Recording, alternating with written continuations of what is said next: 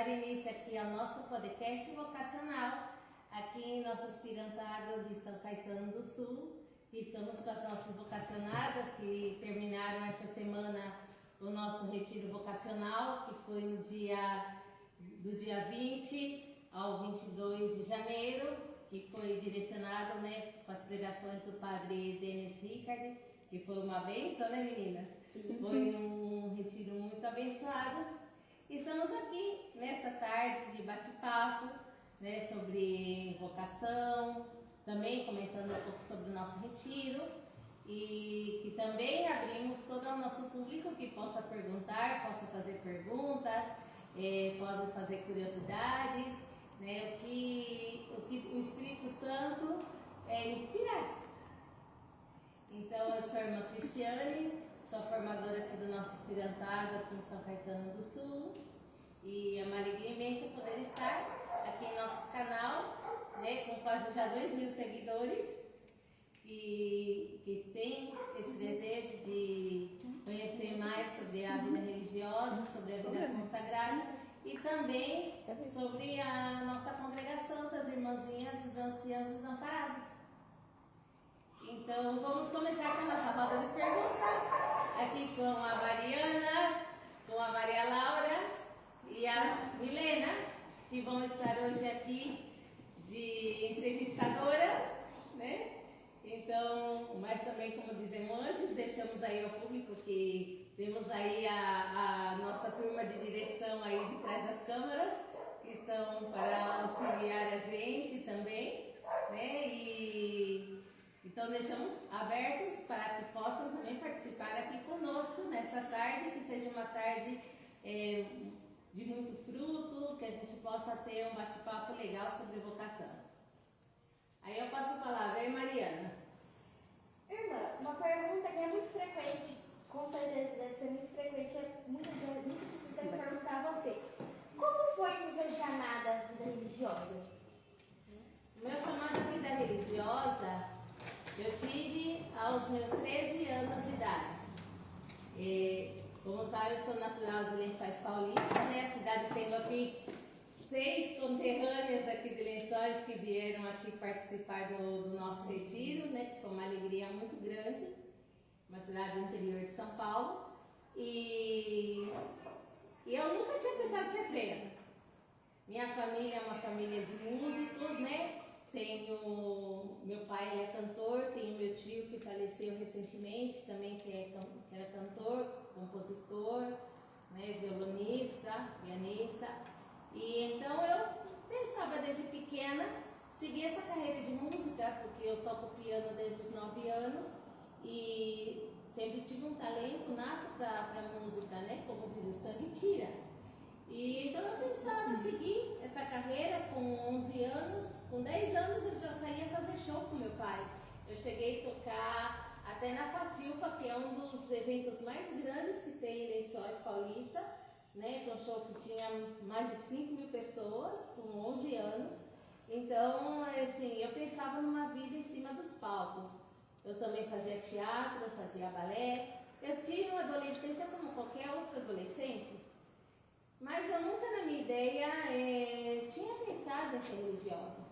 Porque na minha casa era uma confusão de religião, porque na família da minha mãe são evangélicos, né?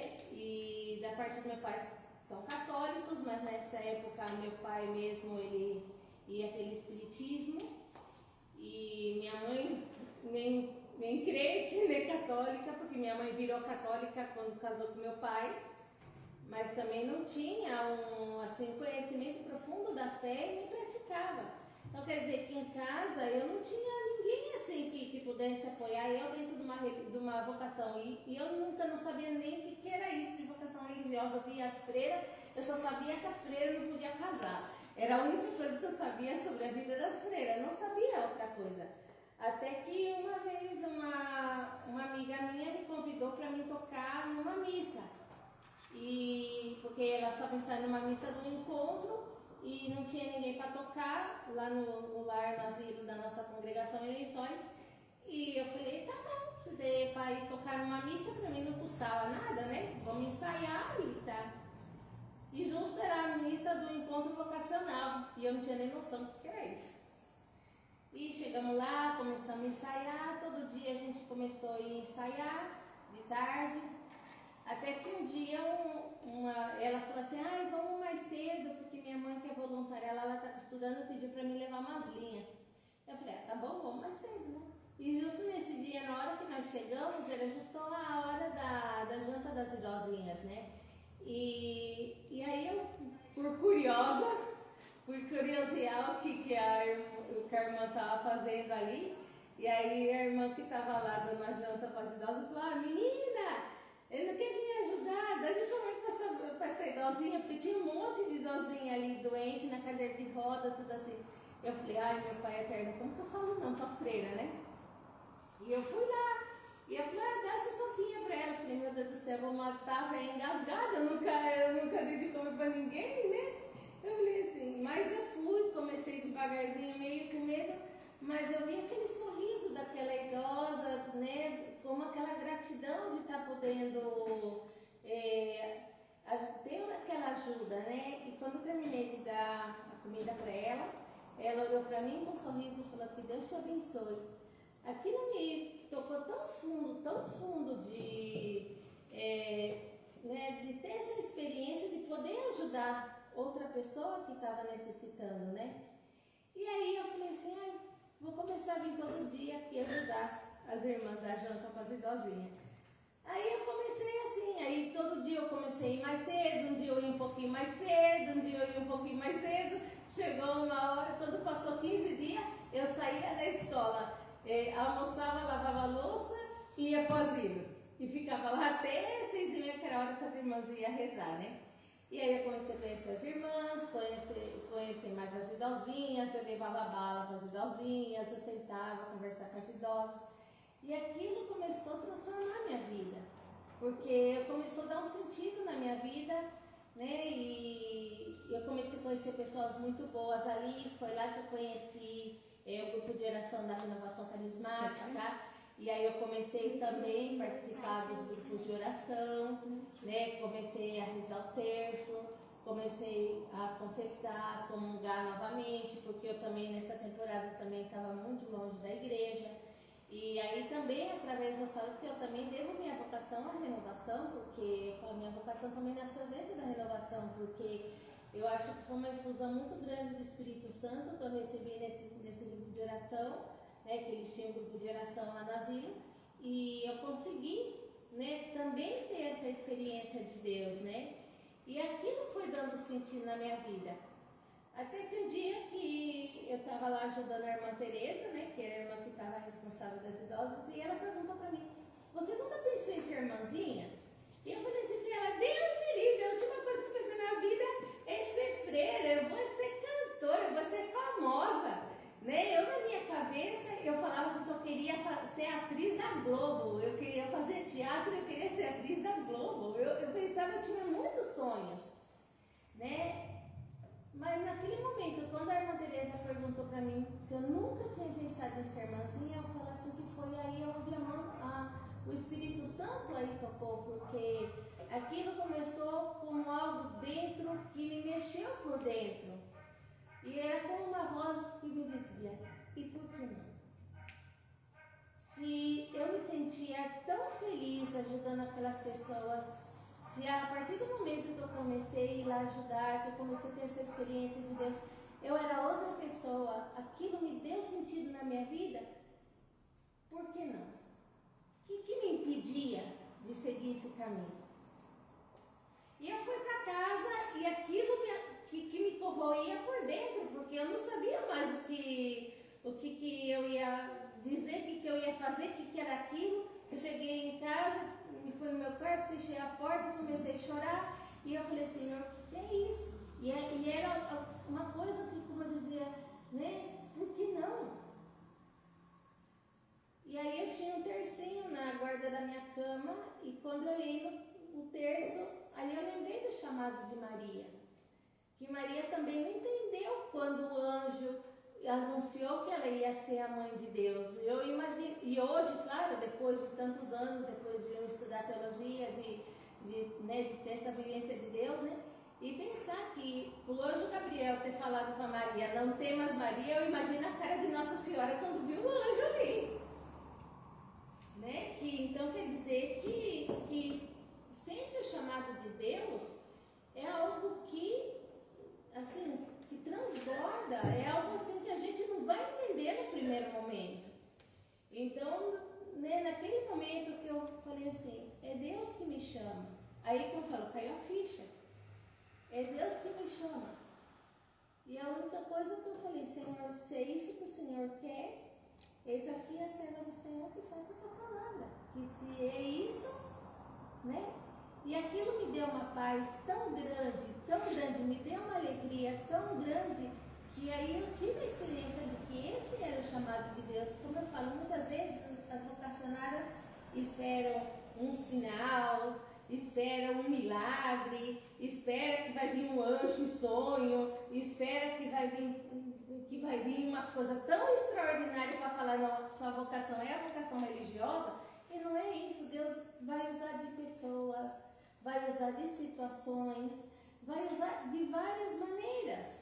Deus vai usar. Hoje o Evangelho é tão propício, que a gente viu no Evangelho da Missa, quem já participou da Santa Missa hoje, que foi dos pescadores de homens, né? Que Jesus passou chamando a Simão Pedro, seu irmão Tiago, João, que foi. E esse Evangelho sempre me fez muito pensar, porque fala assim, Jesus chamou, vem e segue-me. Eles abandonaram na hora a barco, Pai, e seguiram Jesus, não pensaram mais.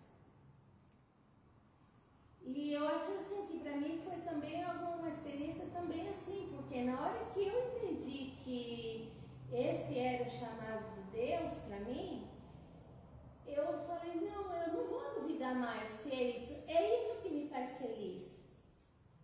Agora eu tenho que lutar, porque quando para mim contar para os meus pais, para mim contar para a minha família, ninguém acreditava em mim, ninguém dava R$1 que eu ia ser freira, até acho que as próprias irmãs não acreditavam muito, porque eu era tipo da menina dondoca, consentida, que não sabia fazer nada. Eu falo que eu aprendi tudo dentro da congregação, porque minha mãe mesmo brigava muito comigo, porque eu era muito preguiçosa em casa, eu não gostava de fazer as coisas, minha mãe brigava muito comigo,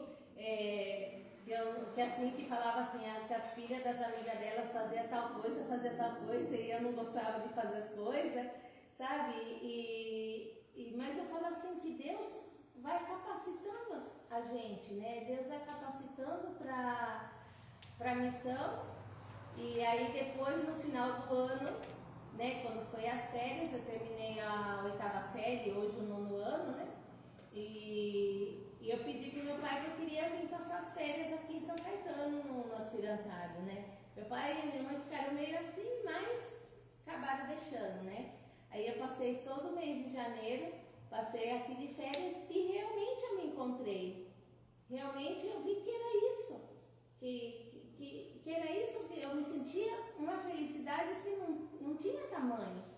Eu não queria voltar embora em casa, mas meu pai com a minha mãe, assim, ele que não, aí eu tive que voltar. Aí ainda foi muito engraçado, porque eu fui com o meu uniforme daqui do aspirantado, eu não quis tirar meu uniforme. Eu fui com o meu uniforme, cheguei em casa quando meu pai veio com o uniforme, meu pai falou assim, pode tirar essa roupa já. Eu falei, não vou tirar. Já comecei no estilo hard, não vou tirar. E aí já foi abrigaiado o resto da semana. Fiz greve de fome, fiquei trancada no quarto. E aí meus pais acabaram vendo que eu não tinha que ter como eu dentro de casa desse jeito, que eles não iam conseguir me impedir. E então, por último, eles, né, já deixaram eu ir. Aí meu pai acabou me trazendo, né, meu pai me trouxe de ônibus, me trouxe para cá, me deixou aqui. E aí eu fiquei, né, comecei a estudar aqui, eu comecei a fazer magistério.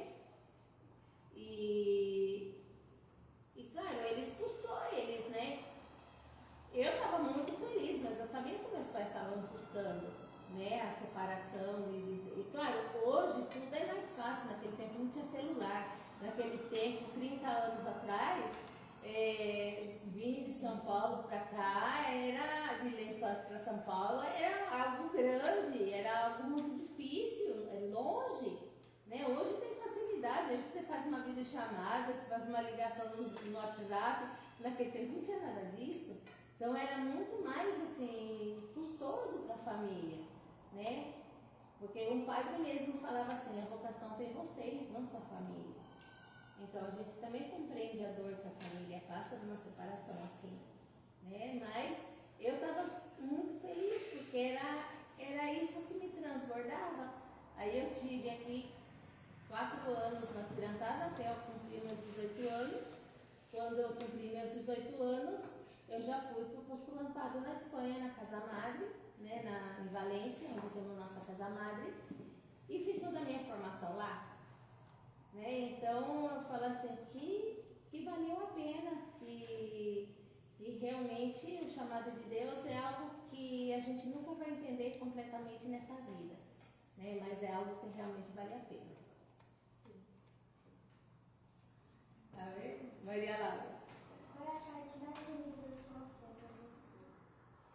A parte mais bonita da minha fé é acreditar que Deus tudo pode. Que nada é impossível para Deus. Né? Então a fé de Deus, a fé que o Senhor que crê que Deus tudo pode e nada é impossível para Ele, eu acho que é o mais bonito que a gente pode ter dentro do coração, porque dessa certeza nasce a nossa esperança, né? E nasce a nossa caridade. Quer dizer que as 3 virtudes teologais, a fé, a esperança e a caridade, estão ligadas, interligadas aí. Né? Que eu creio que Deus tudo pode, né? Que Deus nunca falha, que Deus, né? Que nada é impossível para Deus, né? Que foi a palavra que o anjo falou para Maria, nada é impossível para Deus. Então, se a gente tem uma fé que realmente nada é impossível para Deus, a gente acredita também no âmbito vocacional que Deus também faz a sua obra com a gente, porque ninguém é perfeito, todos nós somos falhos, todos nós temos defeitos, todos nós temos pecado. Nem hoje que a gente conversava, né, falava assim, eu não me sinto, eu acho que eu não tenho qualidade, que eu não me sinto feliz. Ninguém é digno, ninguém é qualificado, assim para falar, eu quero isso, vou ser um chamado de Deus. Não, já para começar, é Deus quem nos chama. Como fala, não fostes vós que me elegestes, eu vos elegi. E ninguém é preparado, e ninguém é digno, porque o chamado de Deus é algo tão grande. Porque só de pensar que entre tantas meninas da minha idade que tinha naquela época, tantas meninas melhores que eu, que vivia a fé melhor que eu, tinha uma formação melhor que eu, e Deus nos chamou, e Deus olhou para mim, que era, como dizer, o problema. Mas eu falo que Deus é especialista em escolher os problemas. Porque se a gente começa desde hoje que a gente viu dos evangelhos, quem que foram os primeiros que Deus chamou? São Pedro com aquele gênio lá que era catar a espada e romper a orelha. Os outros 2 irmãos, Senhor, quem que nós reza para vir? É fogo do céu e acabar com todo mundo. O outro, cobrador de imposto, ladrão. O Zaqueu, ladrão. O outro, se você começa a ver todos os que o próprio Jesus chamou, quem que tinha de bom ali? Já começando por Judas Iscariote, porque ele já sabia que era um traidor, né? Que já era o ladrão que ficava com a bolsa. Então, se a gente começa a pensar que já o próprio Jesus já chamou gente que era falha, gente que era aos olhos humanos indigno, então isso também nos motiva para acreditar que Deus também confia em nós, que Deus também nos capacita, porque que nem hoje no Evangelho falava assim, vos fareis pescadores de homens, quer dizer que mesmo que São Pedro era um bruto, outro bruto, outro sei coração, meio analfabeto, bem assim. Mas Deus sabia que o coração deles ia transformar. Então, também nós, o nosso coração também é capaz de se transformar pela ação de Deus, pela ação do Espírito Santo, né? Então, eu acho assim que a parte mais linda da minha fé é acreditar que Deus tudo pode. Teve dúvidas ou medo antes de falar sobre sim? Olha, eu falo que eu tive uma graça muito grande. Porque naquele momento que me caiu a ficha, que Deus me chamava, eu tive uma clareza muito grande da minha vocação. Eu acho que Deus me deu um impulso tão grande que eu já pensei, se é isso que Deus quer para mim, eu sou feliz assim, eu vou lutar por aquilo que Deus quer. Então eu já não, assim, claro que medos, lógico, medos todos nós temos. Porque todo mundo tem um medo do desconhecido. Eu também, quando eu vim para o aspirantado, eu não tive tanto medo porque eu estava tão feliz que aquilo se passou por cima de qualquer dificuldade que eu tinha. Mas sim, quando eu tive que ir para a Espanha, claro que eu tive medo de, assim, você vai para um lugar totalmente desconhecido, com outra língua, toda uma formação, claro que você, digo, como que vai ser isso? Claro que te dá medo, digo, vou para minha família, vou ficar 7 anos sem vir para o Brasil, sem ver minha família. Claro que te dá um medo, porque é a tua natureza humana, mas também é o momento mais lindo da fé, da gente crer que Deus está conosco e que Deus nos vai dar força. Então, nesse momento, assim, quando eu entrei no avião para ir para a Espanha, foi assim, foi bem chocante, porque sempre que eu estava nesses 4 anos que eu tive no aspirantado, a gente sempre ia levar as meninas que iam para a Espanha no aeroporto. E era aquela choradeira de despedida, né? Era uma choradeira e ainda o mais engraçado é que nós não chorávamos porque a outra ia, nós chorávamos porque nós ficávamos, porque a gente tinha esse desejo de seguir a nossa vocação. Então, mas eu sempre falava assim, eu não quero olhar para trás quando eu já entrar para me embarcar.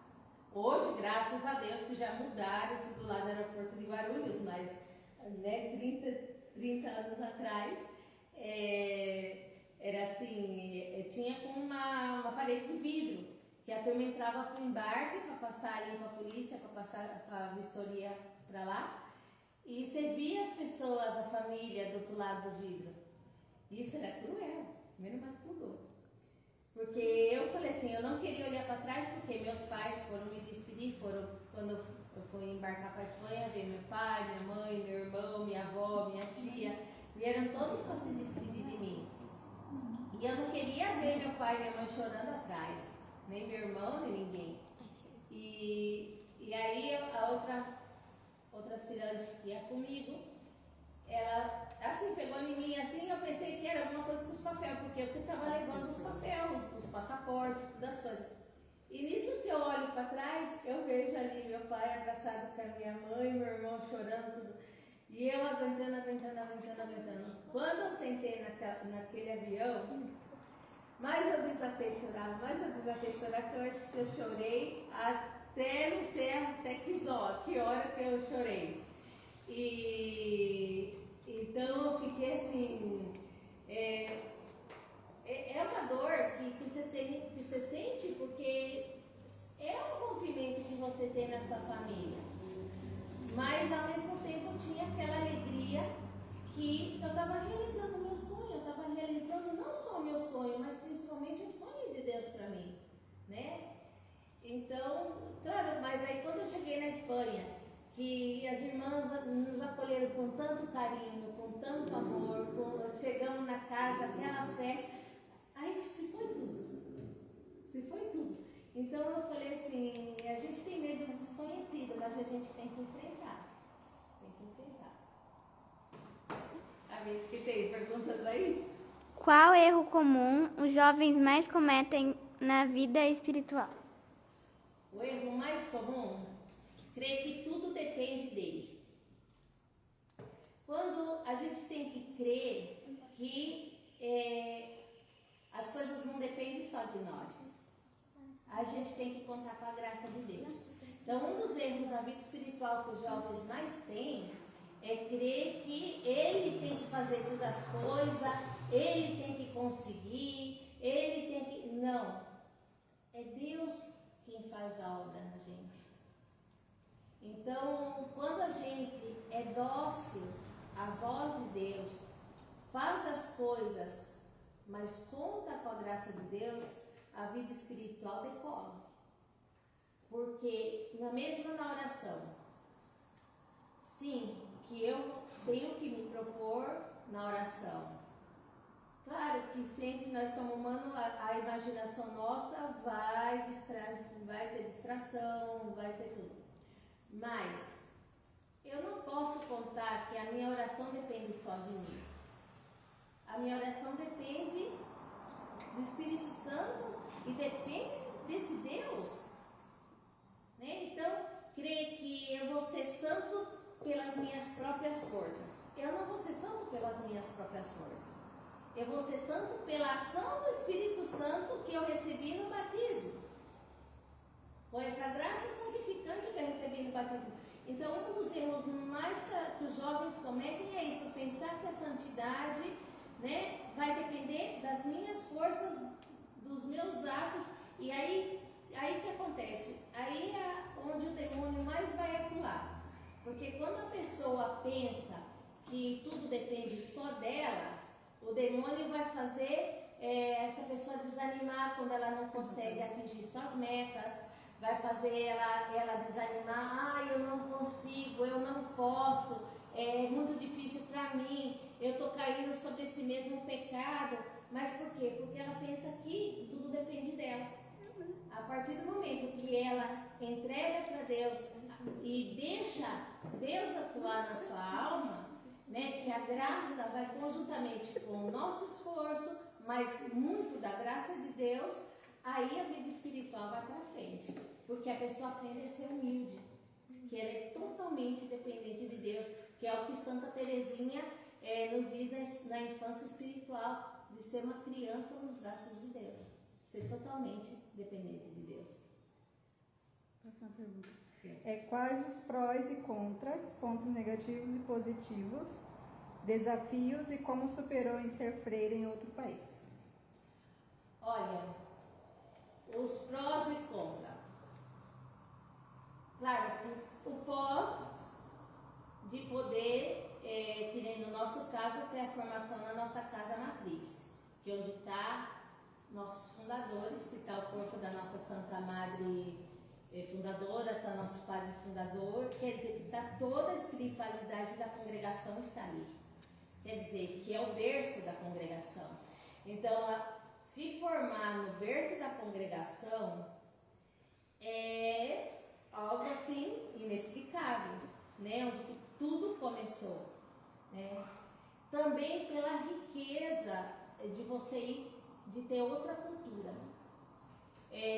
Porque quando a gente está só no nosso mundinho, a gente tem uma visão muito limitada das coisas. Mas quando a gente já vai para outro lugar, conhece outra cultura, outras pessoas, então a sua visão se amplia a 360 graus. Então, você tem a primeira experiência do desapego, do desprendimento, quer dizer que é onde também a gente se faz mais dependente de Deus, né? E outra, também de ter essa oportunidade de ampliar seus horizontes, né? Contra. Hoje eu falo assim, o único mais contra do tempo da gente ficar longe da família, né? Que são bastantes anos, porque são os anos de formação inicial.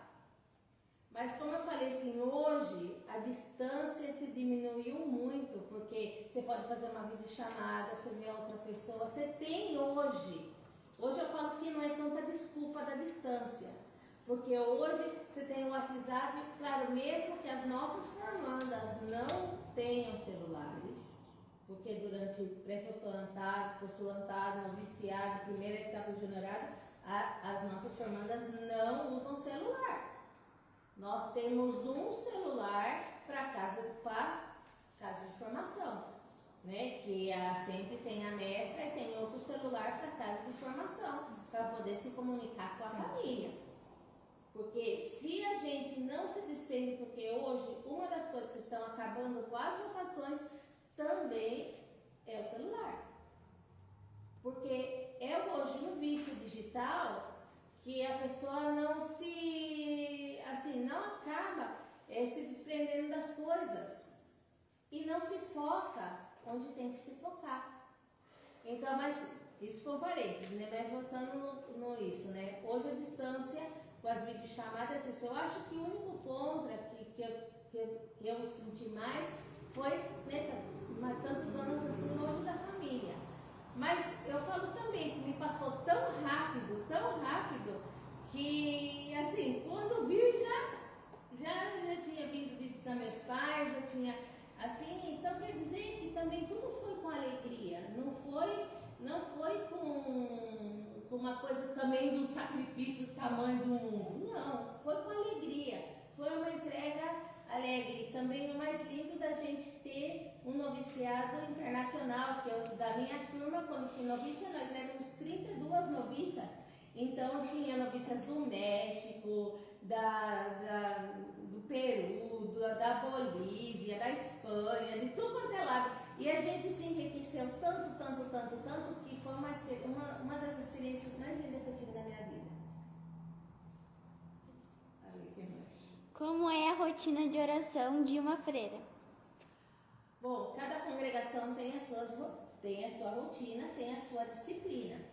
E no caso da nossa congregação, o nosso padre fundador quis que a gente fosse ativas e contemplativas ao mesmo tempo. Né? Que a gente tem a nossa rotina de oração praticamente como as freiras de clausura, mas nós somos clausura. Então nós levantamos todo dia 4h30 da manhã para fazer oração. Nós levantamos às 4h30 da manhã, 5 horas, estamos tocando o sininho para rezar laudes, que é a primeira oração das horas maiores da liturgia das horas. Rezamos laudes e depois temos 1 hora de oração pessoal.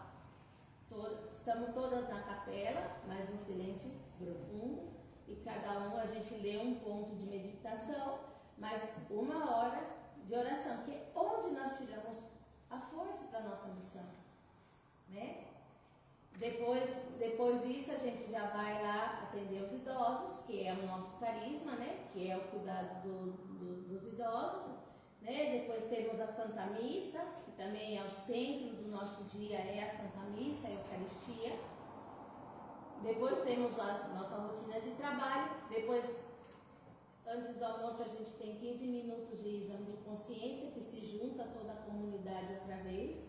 Porque isso também é o bonito que temos na nossa congregação, que a gente vive bem ao estilo mosteiro mesmo, porque a gente tem a missão dentro de casa, para justamente harmonizar os nossos tempos de oração com o nosso trabalho de caridade.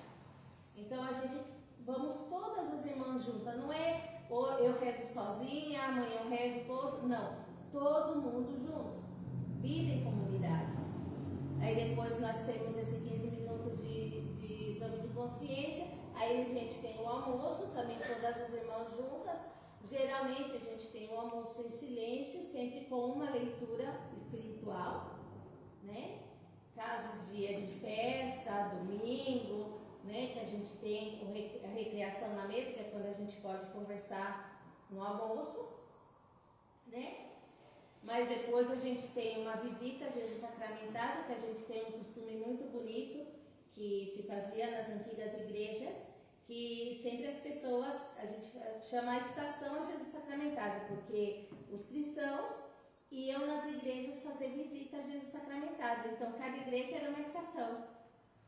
Então a gente, como não vai visitar cada igreja, então a gente depois do almoço vai e reza os Pai Nosso, que se era rezado nas igrejas, visitando a Jesus, mas com esse ato de fé. Depois a gente tem o recreio, né, a hora de recreação das irmãs, é que se juntamos nesse momento de fraternidade, que a gente conversa, que a gente discute, que a gente brinca, que a gente... É um momento de fraternidade, eu falo que é um dos melhores momentos do dia, que se juntamos todas as irmãs.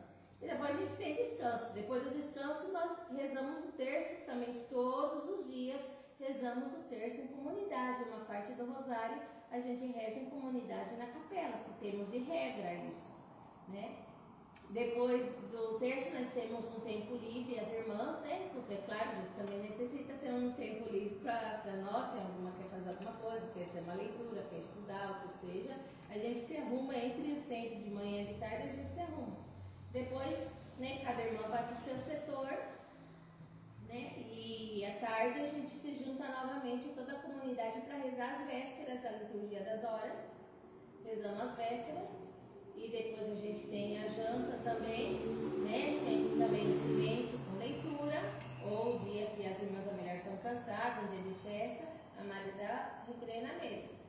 E depois a gente tem meia hora de recreação, que a gente vem para a sala, também está conversando um pouco, até a hora que a gente reza as completas, que é a última oração da liturgia das horas, que a gente reza completas, e depois a gente já tem a oração da noite e nós vamos dormir, retirar em silêncio rigoroso para ir dormir. Então quer dizer que a gente tem uma disciplina bem monacal mesmo. A gente tem muitos horários de oração em comunidade, mas tem congregações que tem outros horários, tem outra disciplina, né? Então isso varia de congregação a congregação. Como foi a sensação quando a senhora vestiu o hábito pela primeira vez? Ai, gente, isso eu acho que é a coisa mais linda do mundo que pode passar. Eu acho assim que é a experiência que todo mundo tem de noiva, né?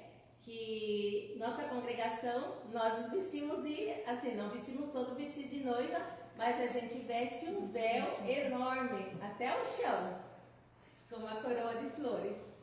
Então a gente vai vestida de noiva para receber o hábito. Então, gente, para mim eu acho que foi um dos dias mais felizes, mais bonitos que eu tenho na minha vida. Porque quando a gente saiu do postulantado, já todas vestidas com os véus assim, que a gente ia onde tem a sala capitular, que é a sala onde se reúne toda a comunidade na Casa Madre, né, que vai com a Madre Geral, com o Conselho Geral, tudo, que a gente vai receber o hábito. É uma cerimônia assim privada, né, que não vai na igreja com todo mundo, é uma cerimônia em comunidade, né? Então a gente entra todas as postulantes vestidas com seu véu, tudo assim bonito, né? E já numa mesa tá todos os hábitos, com os véus, tudo assim preparadinho com os nomes de tudo.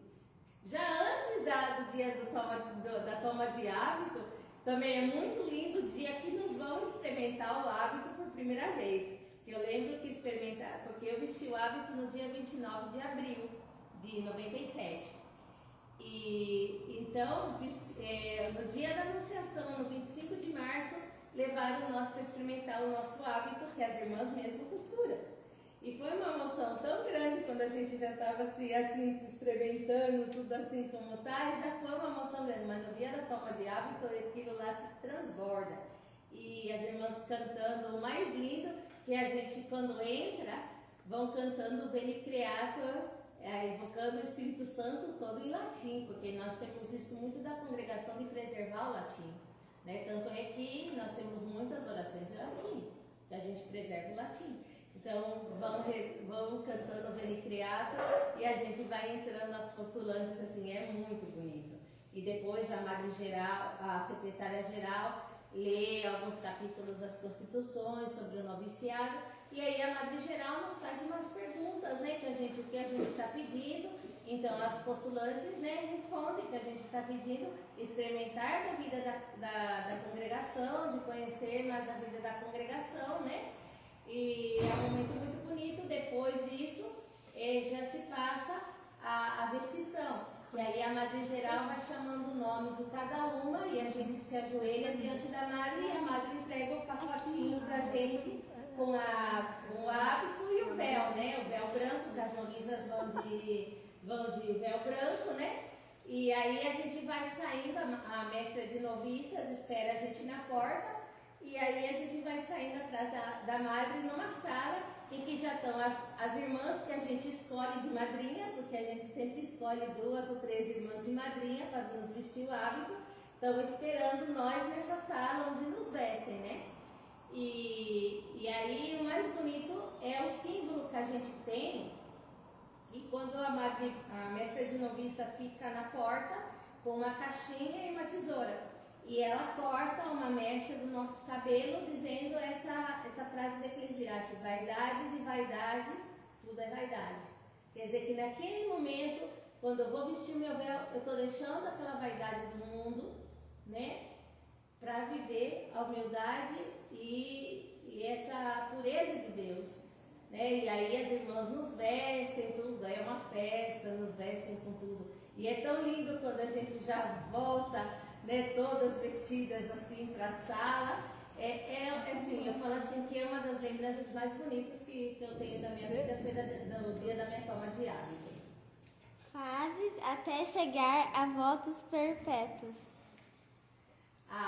Na nossa congregação nós temos, como a gente trabalha com as meninas a partir de 12 anos no aspirantado, então a gente tem essa fase do aspirantado, que é essa fase de discernimento vocacional, em que as jovens estão no aspirantado até cumprir os 18 anos.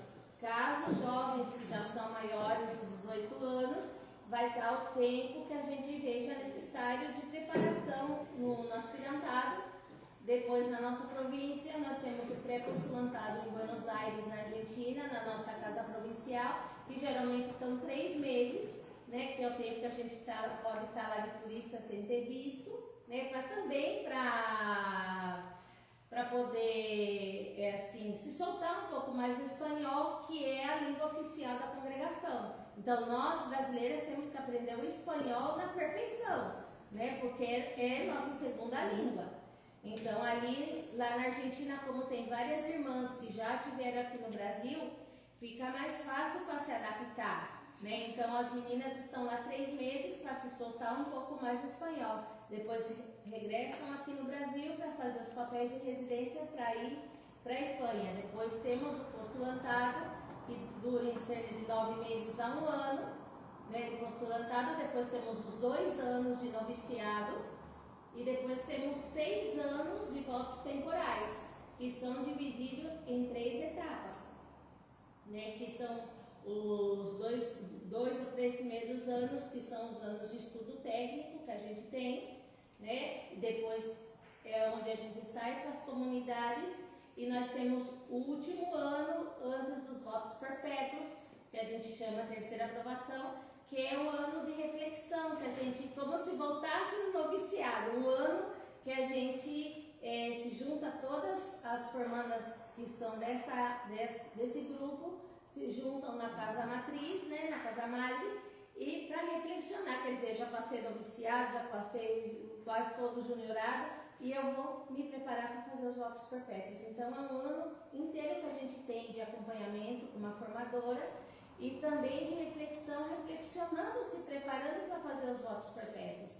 E aí depois, esse ano da terceira aprovação, né, se a formanda realmente se sente preparada, a comunidade também se vê que está preparada, se faz os seus votos perpétuos. Né? Então quer dizer que a gente tem 9 anos de formação canônica. Qual foi o seu maior desafio dentro do convento? O silêncio. Eu, tagarela que eu sou, o gênio captado que eu tenho, o que mais me custou foi o silêncio. Até entrar na minha cabecinha aqui para falar com Deus, para orar e para ter uma vida espiritual, se necessitar silêncio, olha, foi paulada sobre paulada, né? Me custou muito o silêncio, né? E hoje, até hoje, depois de mais de 30 anos de congregação, consagração de 20, eu já tenho 26, esse ano eu já faço 27 anos de consagrada, então o silêncio é algo que custa, mas é algo muito necessário para a vida espiritual, né? Então isso é algo que a gente tem que trabalhar muito. Nossa senhora, tem uma música de fundo de emoção aqui, gente, ó. É tudo ao vivo, hein? Tá vendo que aqui não tem nada improvisado, é tudo ao vivo. Já houve um momento em que pensou em desistir? Não. Não? Uma coisa que Deus também, eu acho que foi uma graça muito grande que Deus me deu, também foi essa certeza que Ele estava comigo nos momentos mais difíceis que eu passei na minha vida, em comunidades difíceis que eu passei, muitas vezes ao melhor da convivência ou de desafios dentro da missão. Eu nunca pensei em desistir. Tem outra. Porque eu acho que Deus sempre me sustenta, Ele sempre me sustentou. Então, eu acho que assim, que eu nunca me vi fazendo outra coisa. Porque eu acho que Deus sempre me leva em seu colo. Quais são as etapas para se formar uma freira? É o que eu falei antes, né? É o postulantado, o aspirantado, o postulantado, noviciado, o juniorado e depois os votos perpétuos. Aí, essas são as etapas, né? Que eu já estive explicando isso um pouquinho antes, né? Irmã, pra você, qual que foi o mais difícil desses? Para mim, mais de todas as etapas de formação, eu acho que foi o postulantado. Por quê? Porque o postulantado é quando a gente chega lá na Espanha, totalmente a gente num ambiente novo, num ambiente que a gente não conhece. E eu sempre falo com as meninas que eu, no meu primeiro mês que eu passei no postulantado na Espanha, toda noite eu chorava. Toda noite. De dia eu passava bem porque a gente estudava, a gente ia para as idosas, ia rezar, e assim você estava ocupada. Mas quando chegava de noite, eu colocava a cabeça no travesseiro e aí eu chorava. Eu tinha saudade da minha mãe, saudade do meu pai, saudade da minha formadora, saudade das meninas. Porque ao fim eu fiquei 4 anos aqui na aspirantária. A irmã Raquel, que foi a minha formadora, é como minha segunda mãe, ela me criou nos anos mais difíceis da adolescência. Então eu falo que é normal a gente sentir saudade. Isso não significa que eu não tinha vocação, que não era o que Deus queria para mim. Mas uma coisa é você sentir a saudade, você se expressar e acreditar que Deus está com você e você está ali com um propósito, do que você se deixar que essa tristeza te invade e acabe com a tua vocação.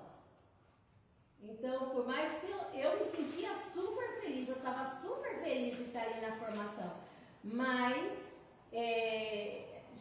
era normal que eu ia sentir saudade, eu sou humana, né? E claro, me custou por causa do espanhol, quando a gente começou a estudar teologia, para escrever, para falar, aí custou. Então eu acho que para mim, da fase que eu passei mais perrengue, foi no postulantado.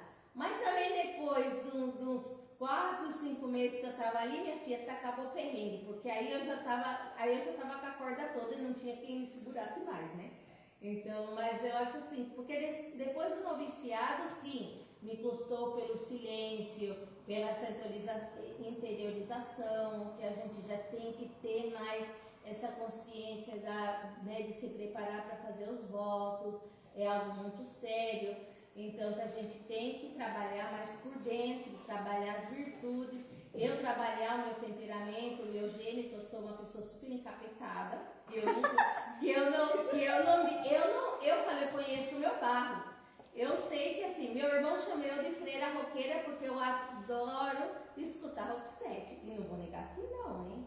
Porque eu tocava bateria, eu tocava Guns N' Roses, eu tava pela bateria assim. Então quer dizer que eu conheço meu barro do jeito que eu sou. Então eu tive que trabalhar muito também meu temperamento, porque eu era também tipo São Pedro, eu vou catar a espada e corta a orelha daquele que me encheu o saco. Eu sou de pavio curto. Mas eu trabalhei isso, fui trabalhando o meu caráter, trabalhando o meu temperamento. Então quer dizer que são coisas que custam. Mas eu acho que o mais perrengue que eu passei foi no postulatório. Qual conselho você daria para os adolescentes?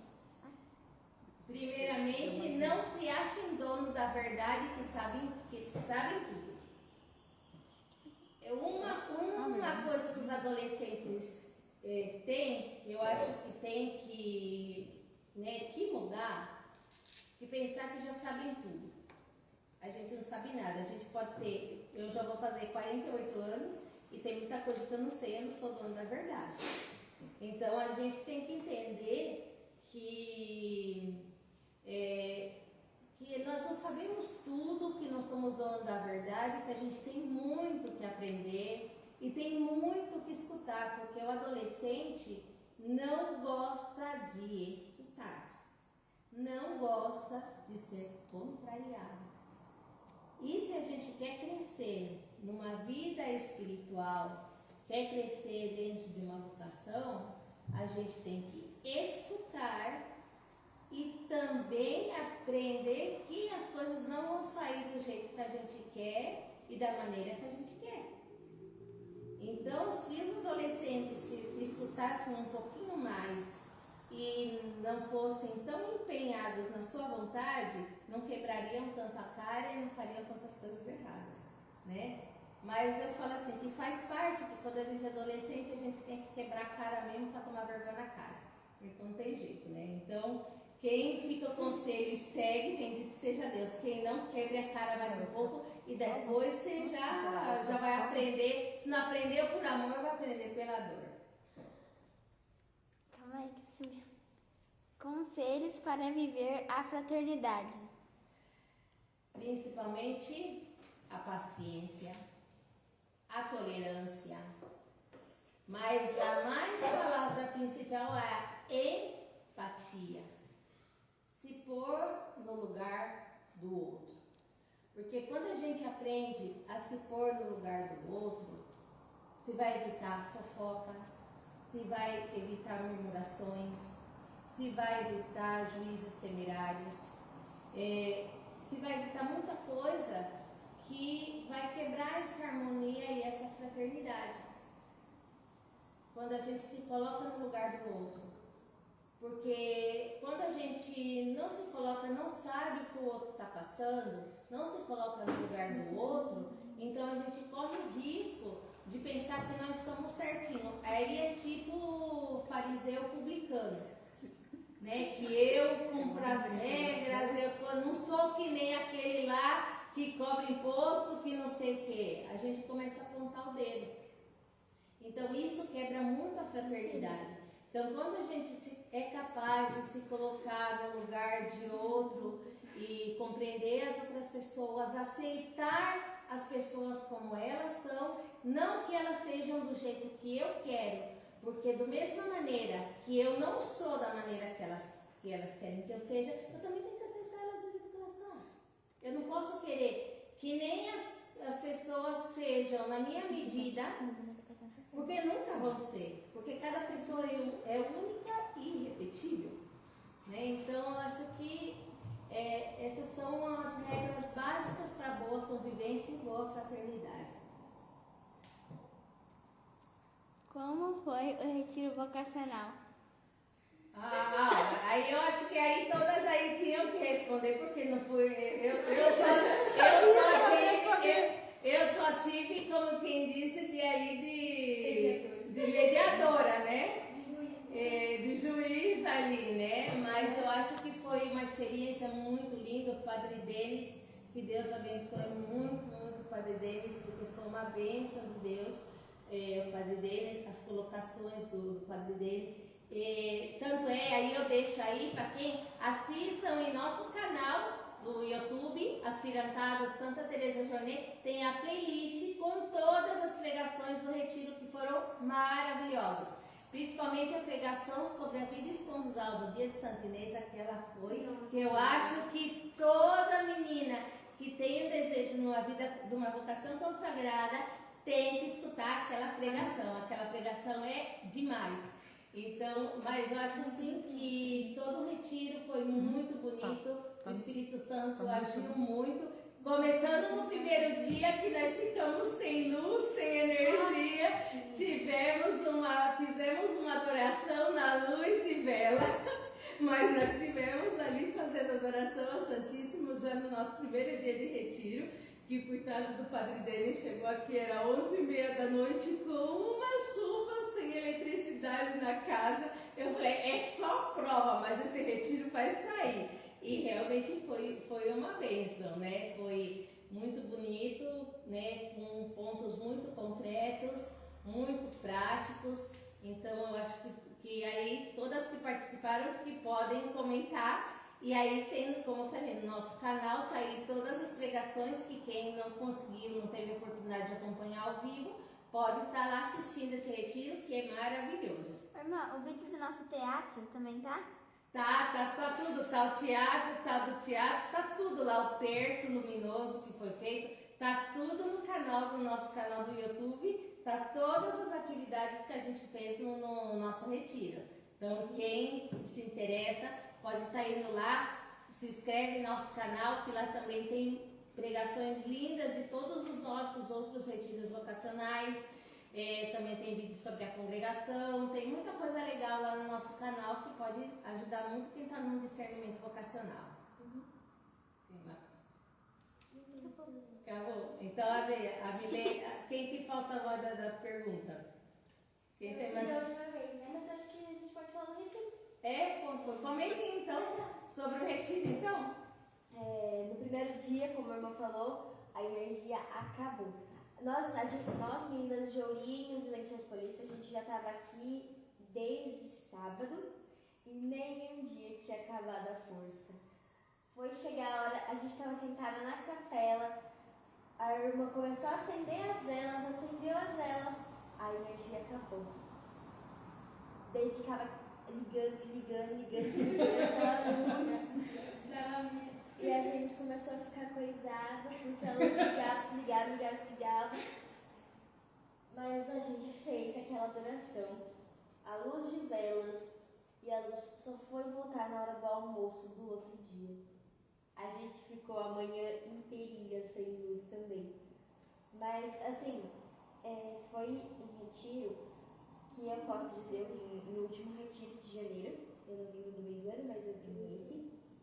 Que pra mim foi um retiro muito bom, um retiro que eu aprendi muitas coisas e eu consegui entender muitas coisas que antes eu não entendia do cristianismo, do catolicismo, da vida de Jesus e muitas coisas, sabe? E principalmente entender sobre a vida esponsal, sabe? Porque a vida esponsal, como o padre explicou, é uma coisa muito linda, muito bonita e que pra mim foi uma coisa que me tocou muito. Não sei para as meninas, mas agora eu vou pedir para elas falarem como foi para elas. Então, foi maravilhoso. A Mariana falou assim que o que tocou ela foi a vida esponsal, mas o que me tocou foi a primeira pregação, que foi o amor de Jesus para nós. Gente, eu nunca tinha ouvido aquelas palavras. O padre deles arrasou. E foi maravilhoso o retiro. E que venha mais retiros como esse, né? Sim, com certeza. Para mim foi maravilhoso também. Eu esperava palavras bonitas, como ela disse, escutar coisas boas. E foi mais do que isso. Foi melhor, foi 10 vezes mais. E foi maravilhoso. Tudo que ele falou, eu pensei muito. Parei para pensar demais em tudo que o padre disse. Foi lindo, foi maravilhoso. Foi um dos meus. Foi lindo, eu amei. E esse retiro foi menos dias do que o outro, né, irmã? Não, foi mesmo tanto de dias. Mas foram várias pregações, nós tivemos duas pregações por dia, foram 3 dias de retiro, 2 pregações por dia, mas todas as pregações foram maravilhosas, com certeza tocaram muitas meninas, dava para perceber no olho das meninas que tocava elas, de verdade, literalmente dava para ver no olho delas que tocavam elas. E muitas meninas vieram pela primeira vez esse ano, né, irmã? Mais ou menos, né? A maioria de todas as meninas já tinham participado dos outros retiros, né? Tinha algumas assim que era a primeira vez que estavam vindo, né? Mas eu acho assim que para todas foi uma experiência muito bonita e também muitas gostaram, como sempre, da experiência de ter com as idosas, né? De vocês poderem ter esses momentos com as idosas, de como o padre falava de Santa Isabel, né? Que como Maria foi a cuidar a Santa Isabel, que era idosa, nós também, como Maria, íamos a cuidar as idosas com esse carinho, né? Então, também essa experiência de sair de si mesma para ver a necessidade dos demais, que isso é o amor, né? Que isso é o amor de Deus, porque Jesus não pensou em si mesmo, Jesus se deu por inteiro por nós. Então, nós também devemos, né, também se dar e se transbordar nesse amor aos nossos próximos que mais necessitam, né? Para mim também um dos momentos que eu também mais gostei foi a adoração do penúltimo dia que a gente teve a adoração. Foi muito bonita essa adoração, né? Então eu acho assim que foi também um momento que o padre, né, pediu para todas se acercarem a Jesus, de estarem ali perto. A gente teve essa experiência tão bonita de estar assim tão próximo a Jesus sacramentado, né, de sentir esse amor transbordante de Deus por nós. E como sempre, a irmã, a nossa formadora, ela cantou maravilhosamente, como sempre, tocou todas as pregações, todas as orações que tinha, as adorações, ela tocou e ela cantou. Mesmo no dia que não tinha luz, a gente estava lá cantando e adorando o Senhor. Ah, minha filha, na hora da necessidade, minha filha, Tudo vai. Tudo vai, né? Tudo funciona. Tudo funciona. O importante é a gente não desistir. Eu sempre pensei, na hora que acabou a luz que está daquele jeito, eu falei, não vamos desistir. A gente vai adorar Jesus, nem que seja na luz de vela, mas a gente vai adorar Jesus, porque isso que o encardido quer. Que veio uma dificuldade. O encardido quer fazer a gente desistir nas dificuldades. Então a gente podia falar, nós estamos sem luz, sem nada, acabou. Não, nós vamos adorar Jesus na dificuldade, né? E eu acho que foi um momento que o Espírito Santo também falou muito alto para nós, porque nós estávamos ali na dificuldade e a gente perseverou na dificuldade, né? Para a gente também, né, que é uma experiência para vocês, que a gente não deve se vencer diante da dificuldade, se dobrar diante das dificuldades, que Jesus está conosco e se estamos na mão de Jesus, Ele também não vai falhar, né? Então a gente tem essa experiência que mesmo na dificuldade a gente tem que louvar a Deus e a gente tem que crer que Deus tudo pode, né? Olha, a maior alegria eu acho que é esse se dar de tudo. Porque, como diz aquele ditado, existe mais alegria em dar do que em receber. Então, eu acho assim que a alegria mais grande é da gente dar a nossa vida para fazer as outras pessoas felizes. Porque aí a gente acaba ainda sendo muito mais feliz. Porque quando a gente não... Porque o egoísmo faz a gente só olhar a nós mesmos. Isso acaba fazendo da gente uma pessoa medíocre, uma pessoa sem sentimentos, uma pessoa que tudo tem que girar em torno nosso. Quando a gente troca pro nós, pro dar-se, a gente vê um mundo totalmente diferente. Porque a nossa vida começa a ter sentido. Porque eu posso eu tenho fibromialgia, principalmente no inverno, tem dias que o negócio aperta, é muita dor. Mas eu sei que mesmo eu estando com dor, eu também posso dar alegria para aquelas pessoas e aquilo também me minimiza a dor. Porque muitas vezes eu estou com dor, mas eu vou lá e toco com as idosinhas, principalmente na festa junina, que em junho, que faz frio, é onde mais dor eu tenho. E as idosinhas adoram dançar o forrozinho delas e fazer a coisa. Tem dia que me dói todas as juntas do dedo que eu já não estou aguentando. Mas só de ir lá, mesmo que eu tomo meu sossega-leão para aguentar o tranco. Mas ver a alegria delas dançando, delas felizes, aquilo se supera toda a dor que um tem. Então um aprende que vê que se dar aos demais é muito mais feliz. Mas o mais sublime é se dar a Deus, né? De entregar minha vida para Deus, que minha vida está nas mãos de Deus. Então esse se dar, essa entrega, essa é a maior alegria que um pode ter dentro da vida religiosa, né? Ter essa certeza que se estamos entregando por amor, né? Um amor sem medida. Como o padre também falava da maternidade espiritual, e o Papa Francisco várias vezes falou isso para a vida consagrada, né? Que a gente não somos solteironas. Se uma religiosa que não é mãe, é uma solteirona. Então quer dizer que esse instinto de maternidade que é o dar, porque uma mãe se dá. Uma mãe se dá sem medida. Uma mãe pode estar morrendo de dor, tá o filho lá chorando, tá, a mãe vai lá e tá lá. Quantas noites que tá o bebê chorando que quer mamar, a mãe vai, levanta, dá de mamar, troca, vai. Quantas vezes for necessário. A criança está doente, a mãe está lá do lado da cama. É um dar, é um se dar, sem reserva.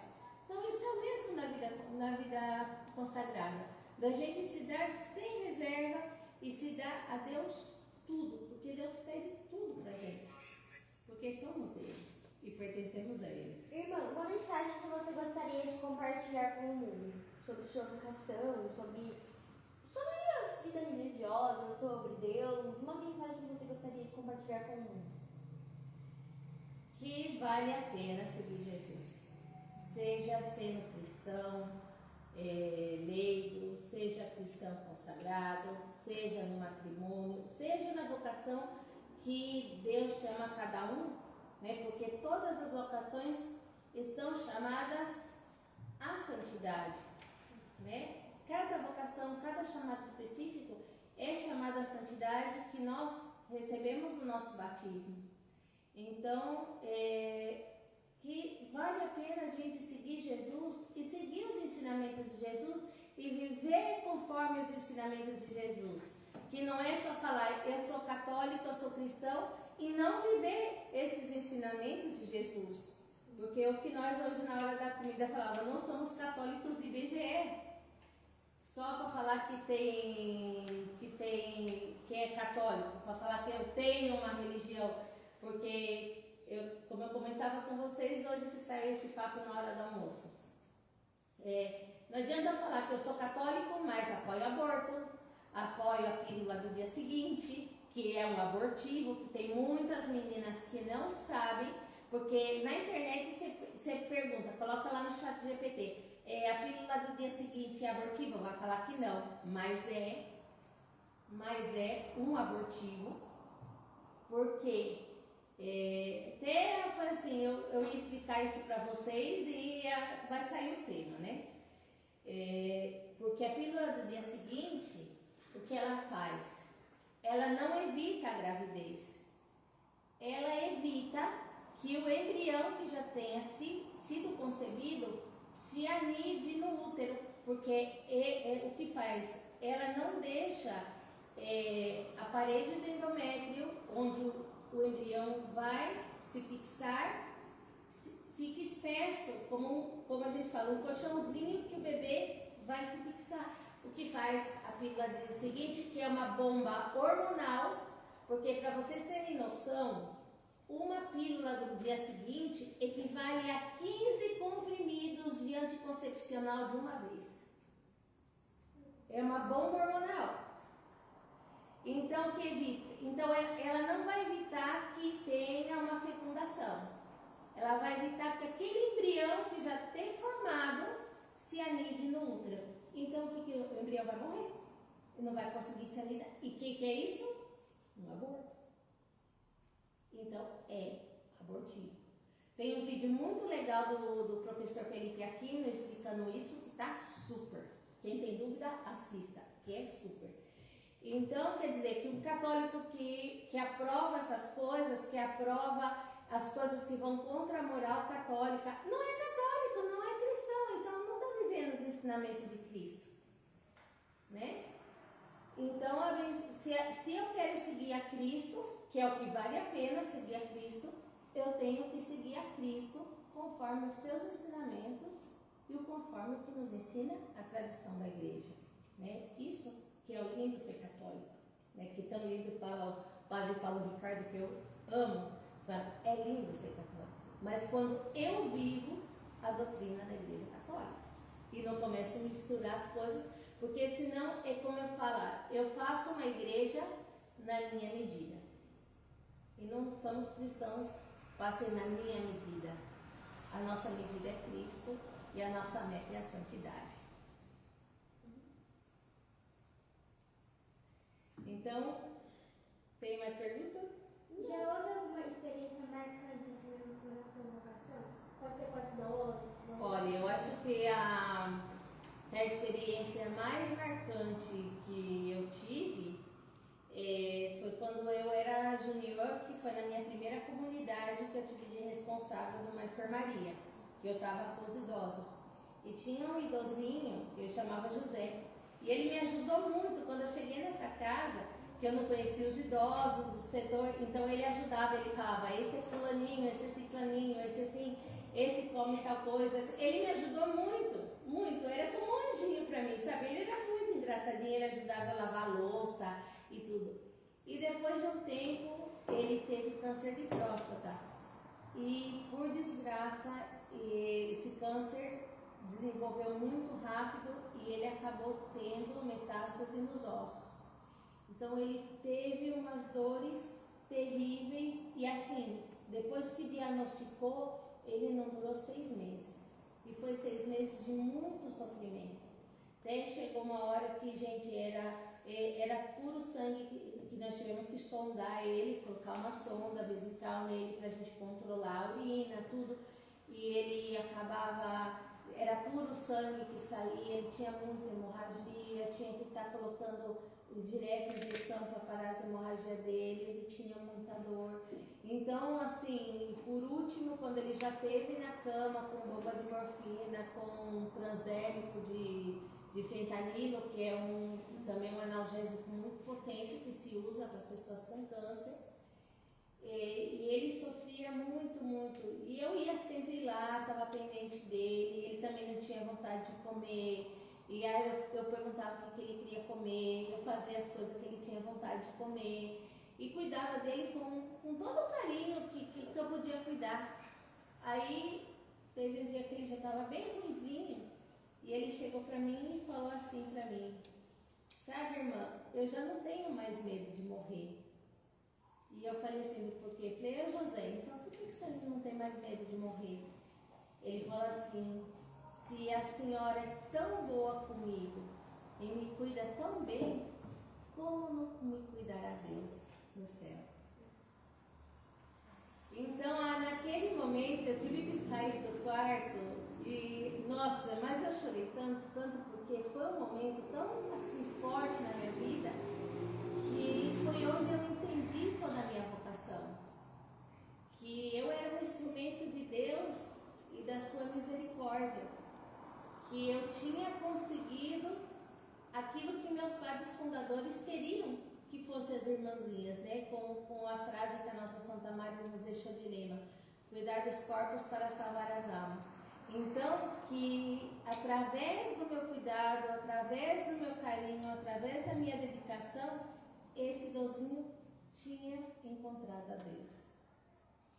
Né? Então, aquilo fez-me entender a grandeza da minha vocação, né? Que era, né, fazer que esses idosos, nessa última etapa da vida, encontrassem realmente com Deus, pudessem ter realmente um encontro e uma experiência com Deus e pudessem, né, partir em paz para a casa do Pai.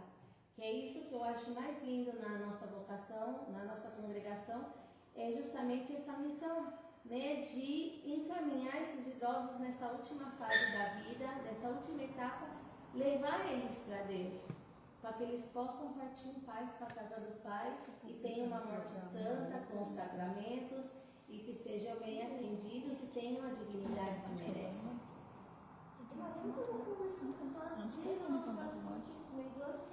Ah, isso sim. então a gente já vai, as meninas que vai acompanhando o nosso perfil no Instagram, o nosso canal, né? Que se Deus quiser, em julho, com as férias de julho, nós teremos nosso próximo retiro. Então, que fica o convite para quem, né, tenha vontade de conhecer, tenha vontade.